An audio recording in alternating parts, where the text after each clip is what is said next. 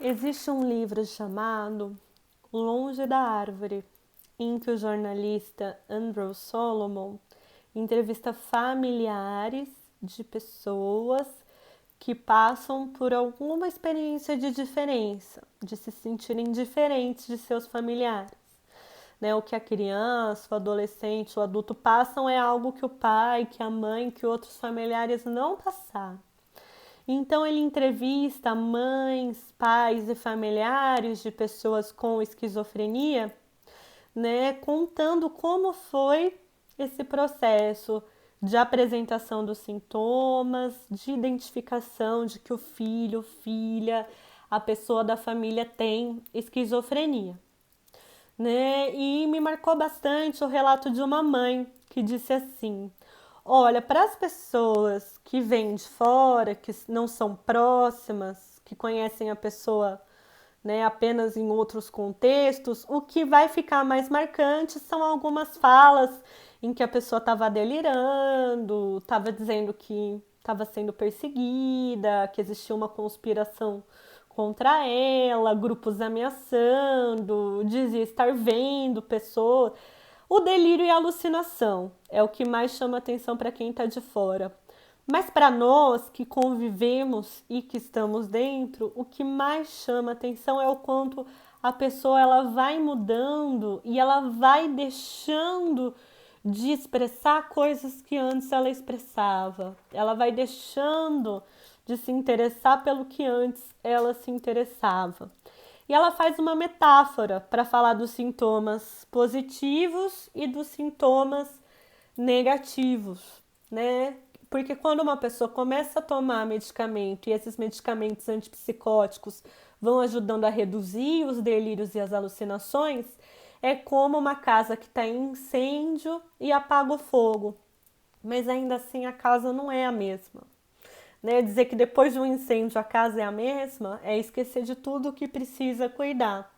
Então, depois de episódios psicóticos, falar da esquizofrenia não é só falar de delírios e alucinações, é também falar do que, em termos de emoções, as pessoas vão retraindo, inibindo, perdendo. Então, um sintoma muito frequente desses sintomas chamados de negativos, que tem a ver com as inibições, os retraimentos, o que diminui, por isso que é chamado de negativo, é o que diminui, é uma ausência, uma diminuição da expressão emocional. Como que a gente expressa nossas emoções? No nosso tom de voz, nas nossas expressões faciais, né? Um sorriso, uma expressão com a sobrancelha, no sentido que nós somos bastante expressivos no rosto, nos gestos, na voz. Pessoas que antes tinham essas formas de expressão emocional nas risadas, na respiração, na postura, isso vai diminuindo. A pessoa ela vai ficando menos expressiva em termos de emoções.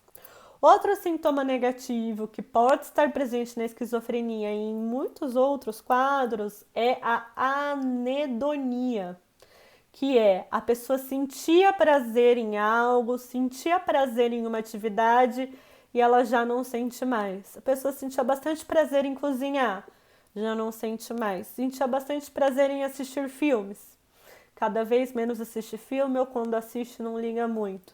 Ah, e tinha bastante prazer em ler quadrinhos. Agora você pode ter uma pilha de quadrinhos que vai olhar e não vai perdendo o prazer, vai perdendo o interesse. Essa é a anedonia. Tem também a avolia. A avolia tem a ver com a vontade. Coisas que antes motivavam, coisas que antes deixavam disposto, já não deixam. Pode ter, inclusive, né, uma diminuição do pragmatismo da pessoa conseguir se organizar para fazer, se planejar para fazer. Pessoas que antes seguiam, né, metas, planos, propósitos, agora já não conseguem, tem mais dificuldade, tem uma redução. Né? Isso a gente percebe, inclusive, em tarefas de autocuidado. Tomar banho, escovar os dentes, trocar de roupa, lavar a roupa, pentear o cabelo, atividades da vida cotidiana que a pessoa ela vai deixando de se envolver, deixando de se organizar, né? Vocês percebem o que significa? Negativo vai tendo um retraimento em várias atividades, em várias dimensões, né? E tem também a alogia, que tem a ver com o discurso, a articulação da fala, a organização de como a pessoa se comunica, de como ela se expressa, também vai ficando prejudicado. E a diminuição da sociabilidade, né? Pessoas que conviviam, que tinham laços de amizade, laços de afeto, que interagiam, isso vai ficando prejudicado, isso vai ficando diminuído. Qual que é o parâmetro, Marcela? O parâmetro é de como a pessoa era antes de começar a desenvolver esses sintomas. Claro que tem pessoas que são mais tímidas, tem pessoas que são mais dispostas, tem pessoas que são mais de ficar em casa, de ficar sozinhas.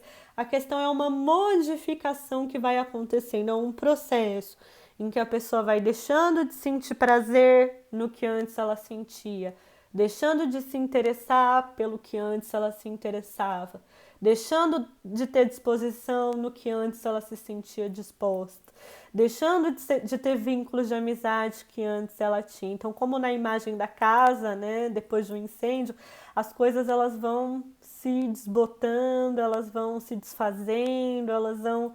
O que a pessoa estava engajada tem um desengajamento, né? São sintomas que podem ser vistos em outros transtornos.